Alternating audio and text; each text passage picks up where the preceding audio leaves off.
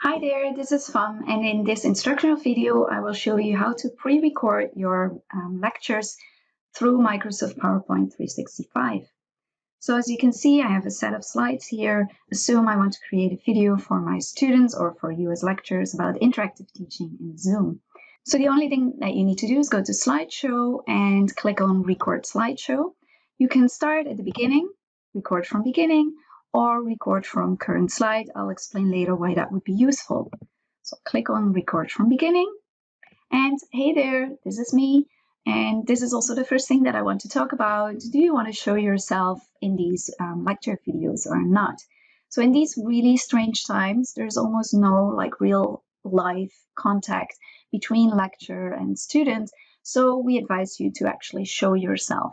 However, maybe you feel very uncomfortable with this and you don't want to talk about 10 to 15 minutes throughout 4 or 5 videos showing yourself. You feel more comfortable just talking, sitting back a bit, checking your notes, etc. So if that's the case for you, what you could do is just record the beginning slides by showing yourself. So in that way, students actually see you. And then on the remainder of the slides, you don't show yourself. This also brings me to the point that it's very important that when you show yourself, this should not be overlapping with the text on your slides. So I decided to show myself on the first slide. So the only thing that I need to do right now is click on record. Okay, it's going to count down. So hi guys, this is a video lecture about interactive teaching tools in Zoom. In the next 10 minutes, I will show you how to teach with Zoom and which interactive tools you can use to engage with your students. So the next thing that you do is you're going to click on stop. Okay. Unfortunately, the starting thumbnails is not really nice, but we'll do with that. So what I can do now is go to the next slide. Okay, and the webcam opens up again, but I don't want to use it for the remainder of the video lecture. So I'll click here. You don't see me anymore, but you can hear me right now. So what I can do is again press record, count down again.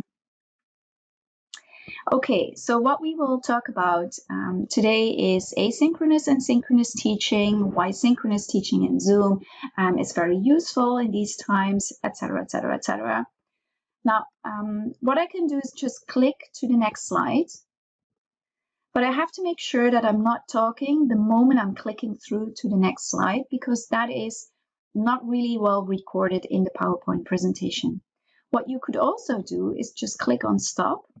But what you can do is click on record and stop per slide, and then you can just use your notes, and you can also even delete specific recordings. So what I could do is clear recordings. I could clear the recording on the current slide because I'm not satisfied with it, or recordings on all slides, and I'll just start over. I can also check my notes. Right, that might help me throughout the presentation to not forget what I want to talk about. Okay, so once I'm done, I'll just close. And now you can see on the first slide, there's the header.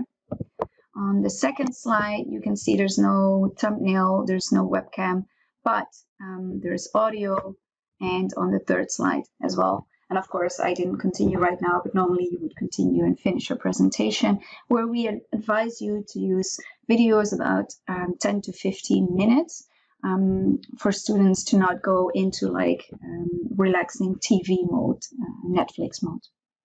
So the next thing that you need to do is save. There's two options here. You can either save it as a slideshow, and then that means you should not select the PowerPoint presentation PPTX, but you should select the PowerPoint presentation slideshow, which you can find here. So PowerPoint show. And what happens is that it will save it as a PowerPoint show. So as soon as students click on the file, the show will start. Save it like that. Okay. And I will also show you how to save it as a video. You go to export, file export, create a video. I would always suggest to use medium file size with moderate quality because students will watch it on their laptops through the internet. So that's enough quality, and otherwise it will be too difficult for you to upload it and save it on your devices. So I'll create video. So it's important here, by default, when you use the video and the narration, it will say use recorded timings and narrations, and that's what you want. And I'm going to create the video. So this is going to be PowerPoint example 3.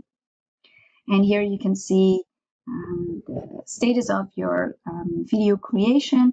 It might take a couple of minutes. For the longer videos, it will take a bit longer. So you can also do this by the end of the day, when you don't need the laptop anymore. So I saved both files. As you can see, this is the MP4 file. It was a very short video, so it's not very large at the moment, but you can see that it's a larger file than the actual PowerPoint show that I also saved. So in terms of saving space, it might be easier to use the PowerPoint show. So if you use the PowerPoint show, you upload the file to Canvas and for your students to watch. And when they click it, I could not pause this PowerPoint show. So whenever I would click on the Space tab or anything else, it would go to the next slide. And this is not something that students will like. They want to be able to stop their video, pause it, maybe make some notes, and then continue.